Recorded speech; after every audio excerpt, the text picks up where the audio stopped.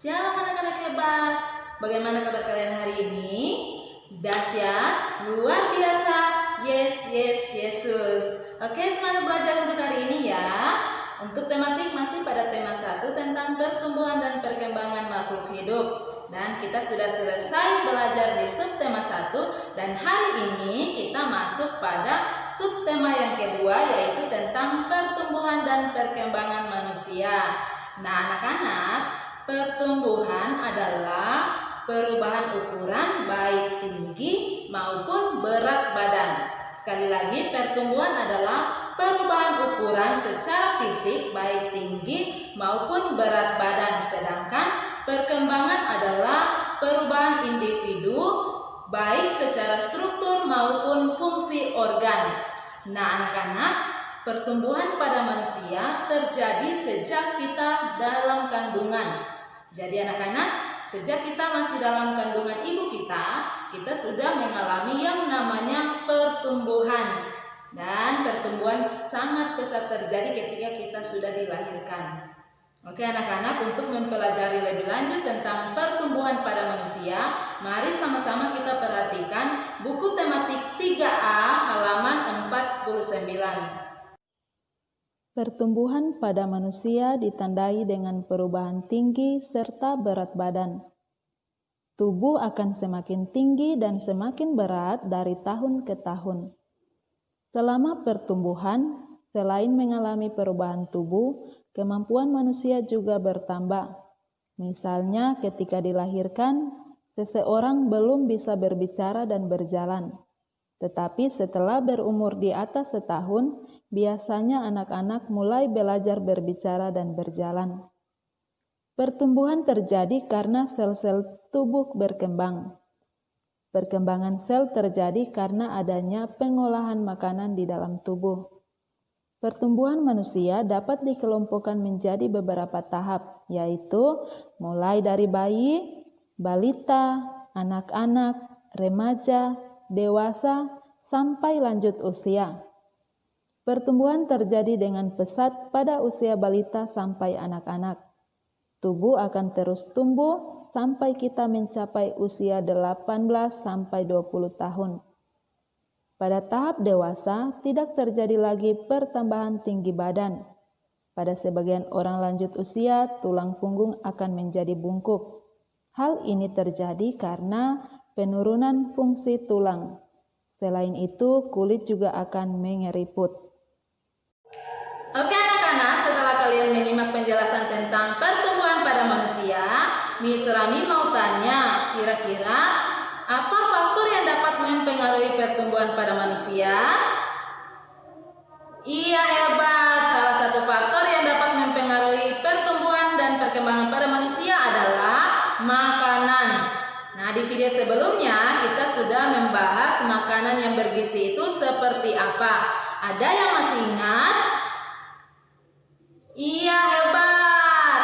Makanan yang bergizi adalah makanan yang mengandung 4 sehat, 5 sempurna. Nah, kenapa harus makanan yang bergizi anak-anak? Karena zat gizi sangat memiliki fungsi yang sangat penting bagi pertumbuhan dan perkembangan tubuh dan organ tubuh kita. Nah, anak-anak, zat gizi memiliki 3 fungsi. Yang pertama adalah zat gizi sebagai sumber tenaga. Nah, ini makanan yang mengandung karbohidrat. Nah, contohnya nasi, roti, mie, dan juga kentang. Nah, yang kedua, fungsi zat gizi yang kedua adalah sebagai pembangun tubuh. Nah, ini adalah makanan yang mengandung protein. Contohnya lauk pauk, ikan, daging, telur, tempe, dan juga tahu. Nah, anak-anak, fungsi zat gizi yang ketiga adalah sebagai pengatur. Nah, ini makanan yang mengandung vitamin dan juga protein. Contohnya sayur-sayuran dan buah-buahan. Nah, anak-anak, jika tubuh kita tumbuh semakin besar, maka kemampuan tangan dan kaki juga akan semakin kuat. Nah, misalnya dulu kalian belum bisa mendorong benda-benda yang berat. Nah, sekarang kalian sudah bisa mendorong benda-benda yang berat. Misalnya dulu kalian belum bisa mendorong kursi, sekarang kalian sudah bisa mendorong kursi. Dulu kalian belum bisa mendorong meja, sekarang kalian sudah bisa mendorong meja. Dulu kalian belum bisa menggenggam benda yang berat. Nah, sekarang kalian sudah bisa menggenggam benda yang berat. Jadi, semakin tubuh kita bertumbuh besar, maka kekuatan tangan dan kaki juga akan berkembang.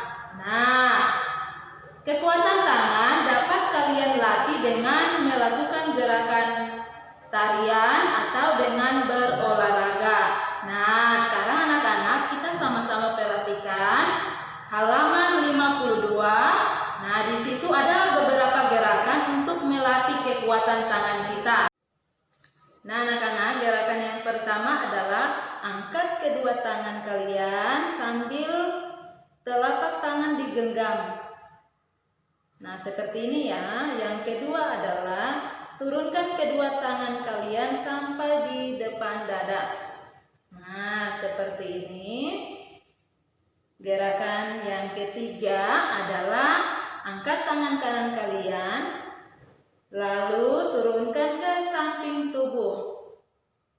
Nah, seperti ini. Bisa dilakukan gerakan secara bergantian atau secara bersamaan. Seperti ini ya anak-anak. Nah, gerakan yang keempat adalah angkat tangan kanan sampai di depan dada. Nah, bisa bergantian atau bisa juga secara bersamaan. Nah, lalu gerakan yang kelima adalah tepuk tangan 2 kali di kanan atas kepala dan 2 kali di kiri atas kepala. Lalu di bawah telinga 2 kali. Nah, seperti itu anak-anak. Yang keenam adalah ulangi seluruh gerakan mulai dari gerakan 1, 2, 3, 4 dan yang kelima. Nah, seperti ini anak-anak.